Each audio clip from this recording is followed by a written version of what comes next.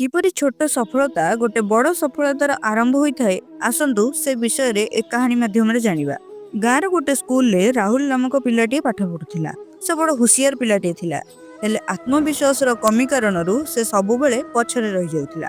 जेतेबेले जहाँ भी तांको स्कूल रे प्रतियोगिता होथिला मु जीति पारिबिनी बोली भाबी भाग नेवा पे मना करथिला। दिने खेल पीरियड रे स्कूल रो खेल शिक्षक राहुल क्लास रो सबु पिलांगु नेई गोटे छोट दौड़ प्रतियोगिता करथिले, जहा कि मात्र 50 मीटर रो थिला। राहुल भाबिला एते कम बाट मात्र 50 मीटर मु भी जाउची भाग नेबी। एहा परे से दौड़ प्रतियोगिता रे भाग नेला एवं समस्त प्रतियोगी मानकु पछरे पकाई प्रथम स्थान ग्रहण कला। एहा हुए तो छोट कंपटीशन हेई पारे, हेले राहुल पई यह बहुत बड़ सफलता थिला।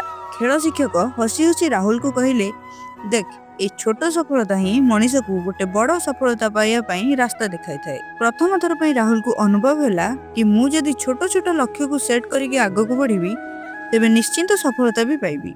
एहा परे राहुल स्कूल अन्य प्रतियोगिता रे भाग नेवा आरंभ कला। भाषण प्रतियोगिता, गणित प्रतियोगिता सबुथिरे सफलता पाइला। धीरे धीरे तार आत्मविश्वास बढ़िबा लगिला। किछि वर्ष परे सेई राहुल राज्य स्तरीय विज्ञान मेला रे प्रथम स्थान अधिकार कला। राहुल को ता सफलतार सूत्र से दिनर से छोट दौड़ प्रतियोगिता रू मिलिथिला। से दिन जदि राहुल दौड़ प्रतियोगिता रे भाग नेई न थांता तेबे ता भीतर थिबा हारिबार भयटा सबुदिन पई रहि जाइथांता। राहुल छोट कहानी हमको शिखाए छोट छोट सफलता ही बड़ सफलतार आरंभ होइताए।